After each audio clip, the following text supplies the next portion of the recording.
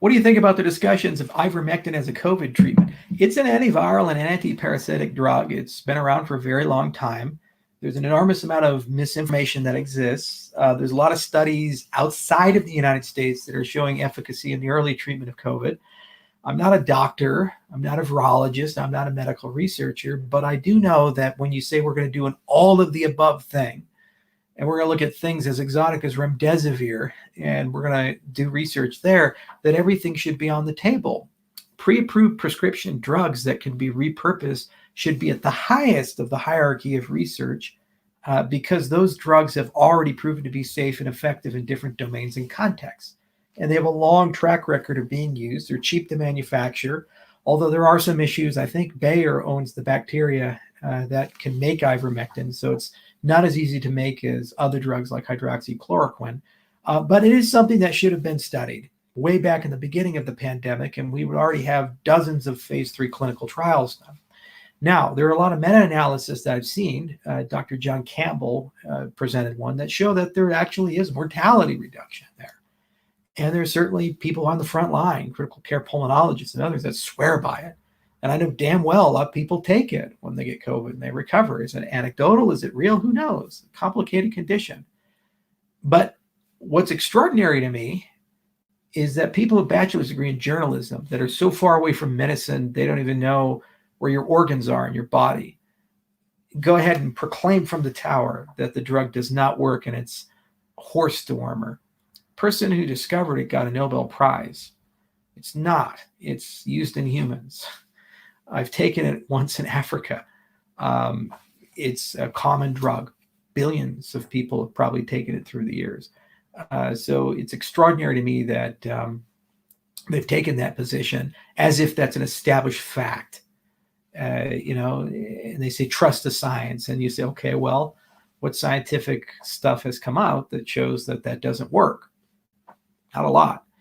There are some credible placebo-controlled phase 3 clinical trials, double-blind, that are coming out with a large enough cohort of patients that will probably get an idea of the efficacy of ivermectin. It's more likely to work than hydroxychloroquine, but who knows? But it's just one of many, many, many things that goes into treating COVID as a condition. And you can't put all your eggs in one basket. I think the principal argument against ivermectin is this belief that somehow, because ivermectin's around, if it was to work, it would prevent people from getting vaccinated. That's another interesting topic. 73%, I think, of the adult population in the United States are vaccinated. Last year, this time, we had about 9 million active COVID cases. This year, this time, we have 9.2 million active COVID cases. And the unvaccinated population was 100% this year last time because the vaccines weren't out yet. Okay, there was insignificant amounts of like phase 3 clinical trial people that had some degree of immunity, but okay. So the vaccines don't stop the spread and they don't stop people from getting infected. What they do is they stop the emergence of hospitalization and death, which is exactly what we want. So if you get infected from any variant of COVID post-vaccination, there's a very high probability that that the vaccination will, combined with the natural immunity, give you broad spectrum immunity.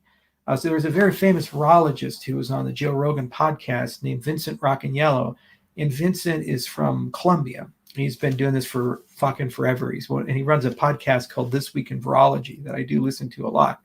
And he mentioned that there's a lot of evidence that if you stack a vaccine with natural immunity, these two things together create a broad spectrum immunity that seems to hold up regardless of the variants that are present.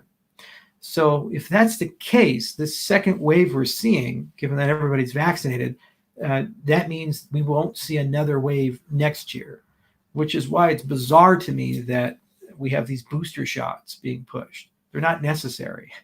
If the vaccines are protecting the vast majority of vaccinated people with these variants that are in circulation from hospitalization and death, if you look at the ICU numbers, I looked them up recently, 25,000 people in the United States are in ICU with COVID out of a capacity of about 90,000. And so they're almost at capacity, the ICUs right now.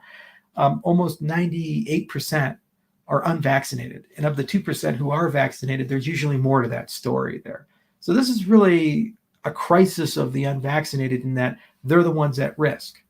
But I don't believe there's any evidence at all that the unvaccinated pose an existential risk to the vaccinated.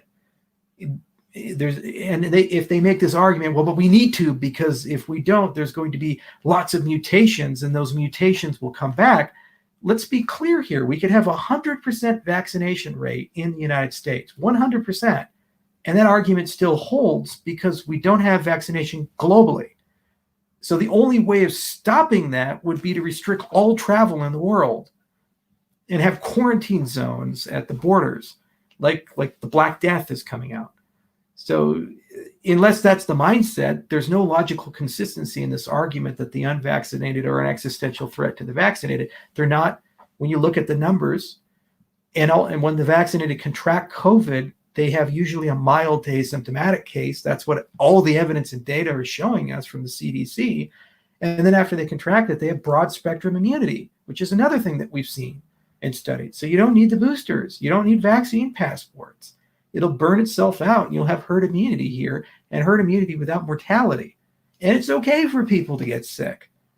We accept that every year with influenza and all kinds of other communicable respiratory diseases. It's not okay for people to be hospitalized. It's not okay for people to have permanent damage as a consequence of that. And that's really what the vaccines are doing.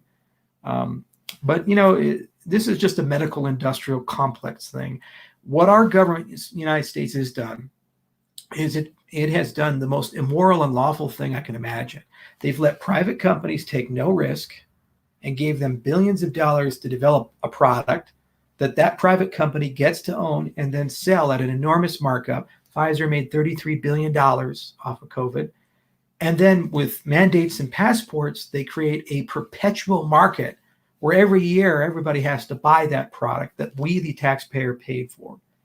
If this wasn't some bizarre fascistic, corporatistic thing, a reasonable, well thought out government, if they were doing this, would have nationalized the vaccines because we paid for them using the Defense Production Act. And it would have also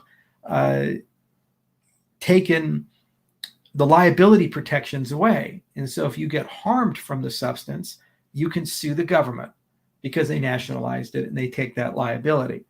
It would have removed a lot of the nepotism and corruption. Instead, they're going to blend the flu vaccine and they're going to blend the COVID vaccine together. Their NanoFlu is already one platform for that. Moderna is working on a platform for that. And it's going to be a yearly occurrence. And now we're papers, please, because of vaccine passports. And travel will continue to be restricted into 2023, more likely than not, which is just extraordinary. It's not a free society. This is not a free world. This is medical tyranny, in my view. And it's not backed by science or evidence. You can see it in the numbers. You can see it through Israel, all of these other places. And they say, oh, but the ICUs are filled. They're filled with unvaccinated people. Be fucking real about it. And again, 100% vaccinated people, we still have unvaccinated countries. Where's the vigilance to get vaccines there?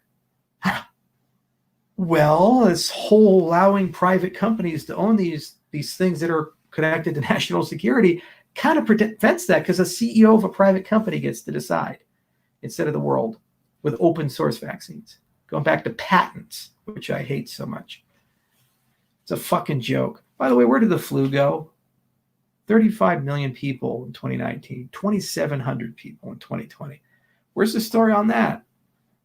We've never defeated the flu before, but it just disappeared. Ugh.